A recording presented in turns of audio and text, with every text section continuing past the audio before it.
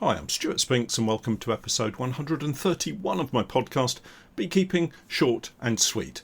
This week I have an update on the mead making, which is going really well, and stay tuned for my thoughts on a much sought after book reprint that I've been sent to review.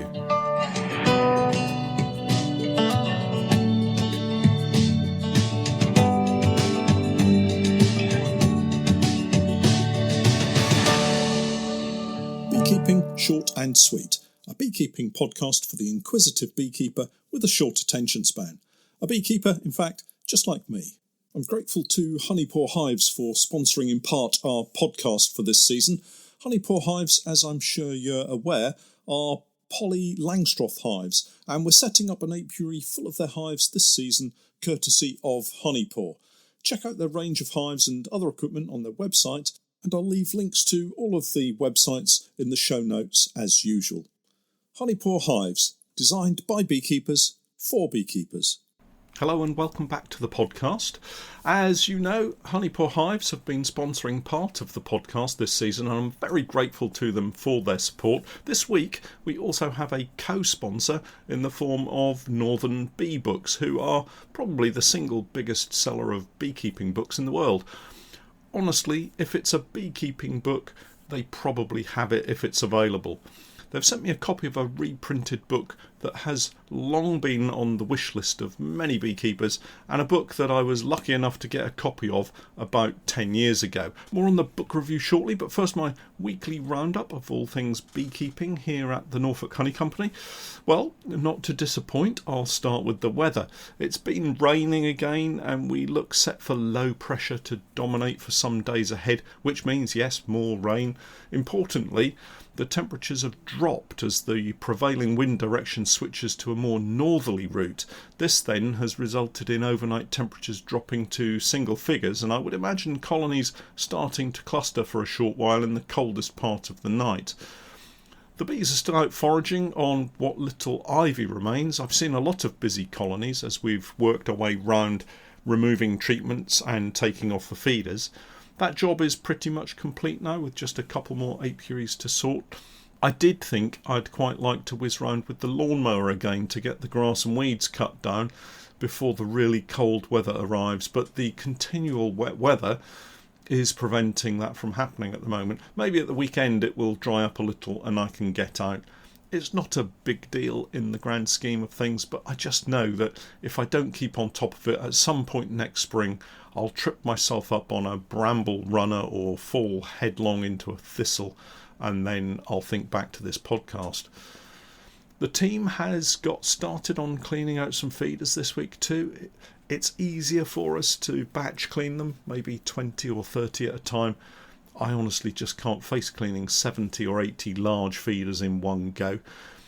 It's just one of those chores for me that needs doing. The great thing with having Steph and Pete helping at the workshop is we can get through a pile a lot quicker with one of us scraping the wax and propolis off, the next person washing all the grime and sugar syrup out of them, and the third one taking the freshly washed feeders outside for a rinse with the hose and draining them ready for stacking in the workshop to dry.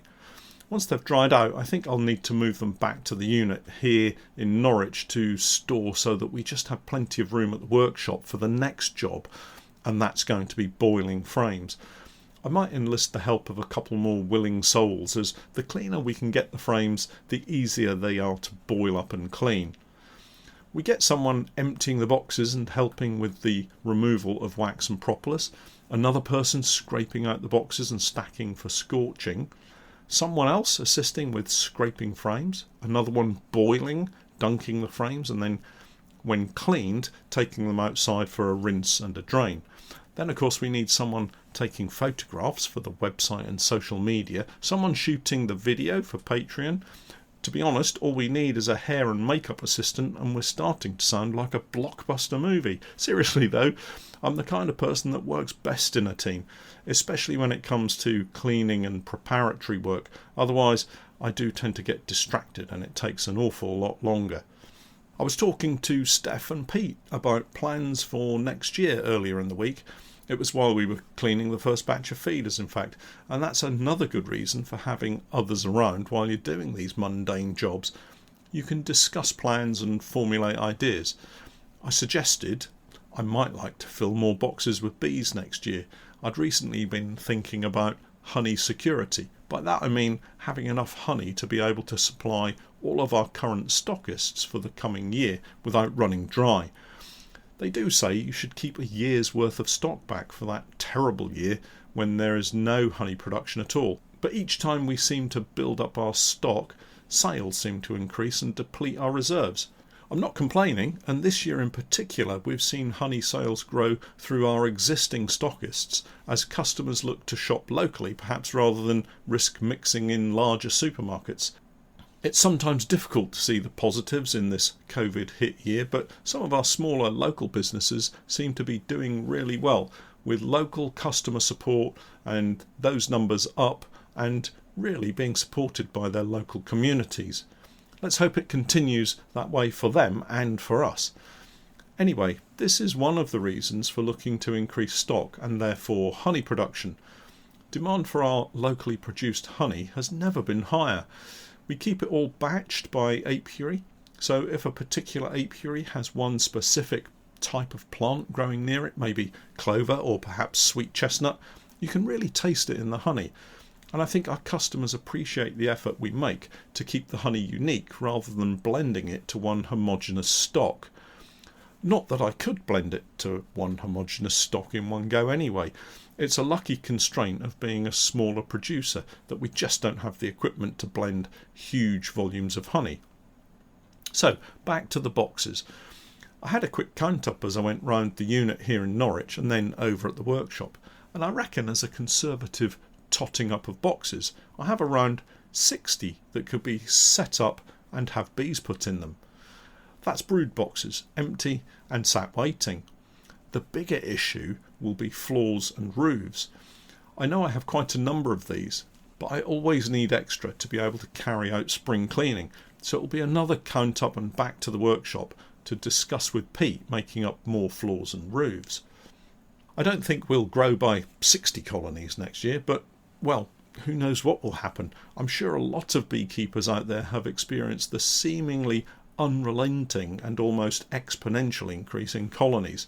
You know the way it works. You buy a couple of nukes because, of course, more experienced beekeepers tell you, myself included, don't just have one colony because if something goes wrong, you need another one to be able to rectify the situation.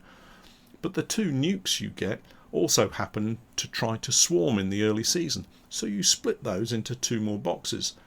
They settle down, but a neighbour who knows you've just started beekeeping has a friend who has a swarm in a bush and could you help out? It's an opportunity not to be missed, so off you go, skep in hand, and that's colony number 5. The trouble is, the swarm are really productive and build foundations super fast, along with more queen cells, so you split that colony into a couple of nukes too. Oh, and word has got round you're a beekeeper, and there's another couple of swarms to collect. Before you know it, you're up to 10 beehives and frantically placing orders on websites for more frames and foundation. I bet several of you can relate to this scenario. For some it's a blessing, others an absolute curse. So with nearly 100 colonies going into the winter, I still don't have an exact figure, but let's call it somewhere between 95 and 100. With nearly 100 colonies going into winter, we'll certainly see lots of opportunity in the spring for splits and increases, so I don't think filling boxes will be a problem. Moving on to the other main topic of today's chat is the recent addition to my beekeeping book collection of a new copy of a much sought after book called Honey, a comprehensive survey by Dr. Eva Crane. As I mentioned, I've had this book for several years now, and I was approached by Northern Bee Books who asked if I'd be happy to review the reprint edition that they've just made available. They sent me a free copy of the paperback reprint edition, and I'll put all of the details about the book and also a link to their website in the podcast notes. There's a couple of things to say firstly. I want to read the book bio about Dr. Crane and also the details about the book as printed in the reprint edition because, well, they sum up nicely and far better than I ever could who Eva Crane was and what the book is about. So here goes. Dr. Eva Crane began her scientific career in the physical sciences. Her interest in bee research was first aroused when she started to keep bees in 1942. When the Bee Research Association, BRA, was founded in 1949, she became its first director. Dr. Crane was an energetic leader with a clear vision of how to make bee research globally available in an age before the internet was invented. Under her leadership, the BRA grew to become the centre of the world's knowledge about bees and their products and became known as the International Bee Research Association, IBRA. She was also a prodigious writer herself and produced many major books that have become classics. Honey, a Comprehensive Study, is such a book. The range of authors, each one a world-leading expert in his or her field, exemplifies Dr. Crane's global approach. So that's a little about Dr. Eva Crane. What then does the book contain? Well, again, here's the text from the book itself. Bees were producing honey long before man appeared on Earth. Honey was one of man's earliest foods and has been valued throughout successive civilizations. Today, its popularity is increasing as never before. Here is a lively but authoritative book written by eminent world experts covering the whole subject of honey, its plant sources, its production, marketing and economics. The contributors deal with, for example, the flowers that honey comes from and the role of the beekeeper, the chemical, physical and biological properties of honey, modern methods of processing, storing and quality control, legislation, world trade, the manifold uses of honey including its fermentation and the language of honey. In fact, each chapter is almost a book in itself. So that's from the book. If you've never seen a copy of this book, then you may be surprised just how large it is. Somewhere around 622 pages, filled with some amazing detail at a time when scientific study of honeybees and honey generally was on the increase. It's a brick of a book with some really interesting honey topics that cover an amazing breadth of subcategories. The original book was published in 1975, and this is a direct unedited reprint. This obviously has its benefits, but also its drawbacks. Somewhat amazingly, we're talking 45 years ago, and like many subjects, the advances in technology and understanding have grown incredibly in that time. So this book gives a view of the knowledge and understanding available at that time. Things, of course, have moved on, and we have many more tools at our disposal now for understanding the science that underpins everything we know about honey. The book is, as the title describes, a survey edited by Eva Crane. The book is a heavy tome, but don't let that put you off. I like to use it as a point of reference, and to help with this, the book is divided into sections containing chapters relevant to that topic. For instance, the first section is called Honey Production, and is led by Chapter 1 written by Dr. Crane herself, entitled The Flowers Honey Comes From. As you read through the book, each section focuses in on a particular topic, such as characteristics of honey, preparation of honey for market, honey as a commercial product, and finally other aspects of honey. As I mentioned, each section breaks down into chapters, focusing on specific areas, such as one of my favourites, Chapter 10, Producing Finely Grained or Creamed Honey by Dr. E.J. Dice. This then being the Dice method of producing creamed or soft-set honey that we know and love today, and the method I used to be able to demonstrate making soft-set honey in my YouTube video. If you want to know about honey, then Section 2, Characteristics of Honey, is a great place to start. Composition, physical characteristics, microscopy, and biological properties of honey are all covered. There are areas that cover comb honey, world standards legislation, global trade in honey, mead making, processing and storing honey, and a lot more. As I said at the outset, this is a snapshot of understanding and knowledge in 1975, and much has changed, but much of the detail remains pertinent and relevant today. The photographs in the reprint are both excellent and somewhat disappointing. They show a time when honey production was performed in a very different way to today. I particularly like the small-scale extraction setup that looks like galvanised rubbish bins with frame spinning units and taps fitted as a conversion. I'm sure it's not, but that's just what it looks like. The reproduction of the photographs are not as good as the originals, understandably, probably due to the fact that the original images are printed on glossy paper, whereas the reprint is fully matte paper. The contrast is a bit flat and it makes seeing some of the detail a little tricky, but don't let that put you off. The valuable stuff is in the individual chapters. I wouldn't suggest reading it cover to cover, but more as a reference point. It's a great book to flick through to the relevant section or chapter that you need and pull out the finer details.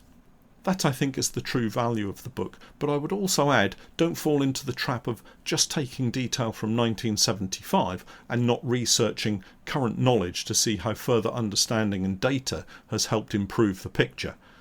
If you don't have this book, it's worth it just for the dice method of creamed honey. Put it on your Christmas wish list and look forward to spending some of those long winter days and nights learning about some of the finer detail of honey. Both hardback and softback copies are available, and my thanks again to Northern Bee Books for sending me a reprint copy to review.